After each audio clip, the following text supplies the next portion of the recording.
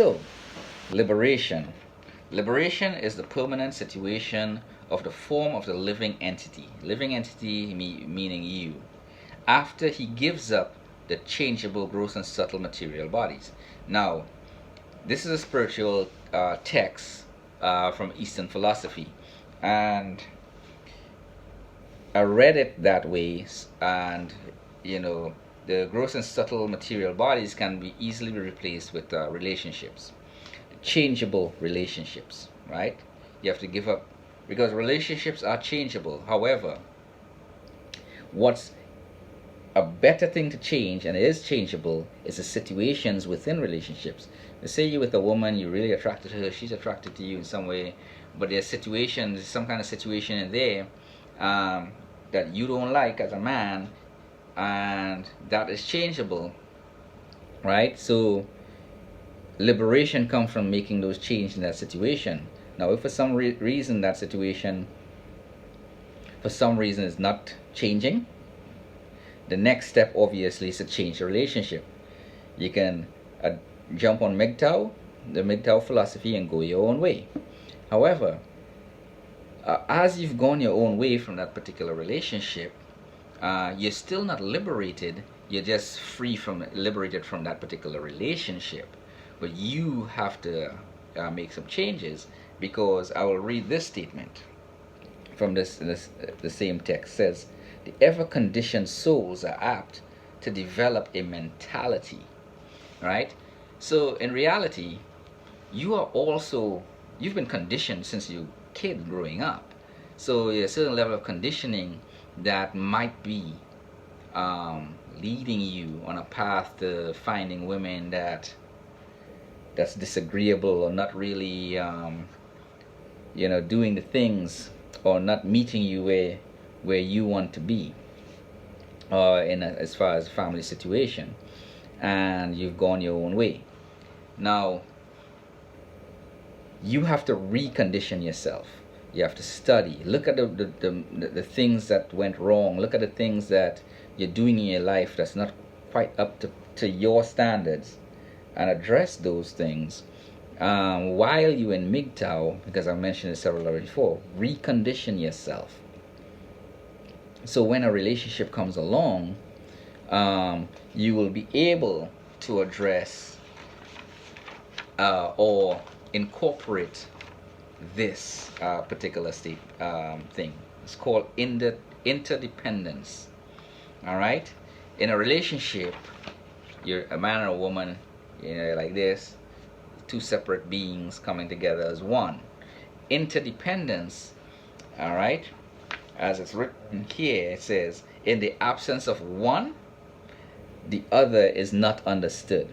So it's like you're hearing one side of the story, you're not hearing the other side of the story from the other person, and you're making a judgment based on one-sided stories, which is a lot of times that occur, especially in relationships, rather than, that's why you hear people say at times, or you should consider, like if you're talking to this woman and she say, well, she was in these relationships and it didn't work well because of this, that, or whatever, but you don't ask the men, or she never asked the men, or you never asked the men that you were involved with what they thought of her, or their experience with her. It's always one-sided. And that is the case for men too. The women may hear why you may think you're a good catch and why you're still single, and we give off this whole slew of stuff. But again, that woman is not getting the full story, and she's going to make a judgment call on that, right? The beauty of that, though, however, for both men and women, is that you're no longer in a relationship, but you should never make a judgment call based on that. The judgment call should be based on your interaction with this woman, and would the relationship combine, would it be have some interdependency? And it doesn't mean there should be a power struggle. It's a basically you will have a better understanding because you now have a sense of liberation. And being in a relationship should not be a burden. It should not be a prison. It should not be an entrapment.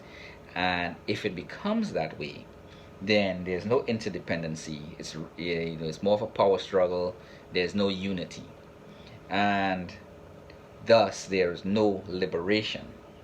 Um, and I say liberation rather than joy and happiness and that stuff, because you truly want to be free in a relationship, free to be yourself, free to make mistakes, free to have successes, failures, you know, free to crash and burn and rise up again. That's what I'm talking about.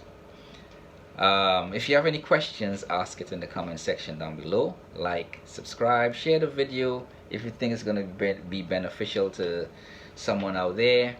I noticed this particular video, MGTOW video, seem to have a more deeper philosophical message, and it might get over some heads. It's very difficult to explain in a really short video without going into a whole lecture, which is something I try to minimize. But again, if you hear something that you quite don't understand, ask it in the comment section down below. I will try to respond there. This is more of like a teaser stuff. If you're interested in looking at some of the philosophies, the Eastern philosophies, which I think goes well with MGTOW way of thinking. Again, look at the Srimad Bhagavatam, possibly some of the Bhagavad Gita. Look at the Mahabharata. Look at these are Eastern books. There's the Puranas. There are a few other books out there. You would find that they mesh well with some of the Western religious stuff, in the sense of, if you take the religious fanatic stuff out of it and just look at the lessons to be learned, you would find that they mesh well with some of the religious, the stuff in religious texts, the messages in religious texts. Y'all have a good day.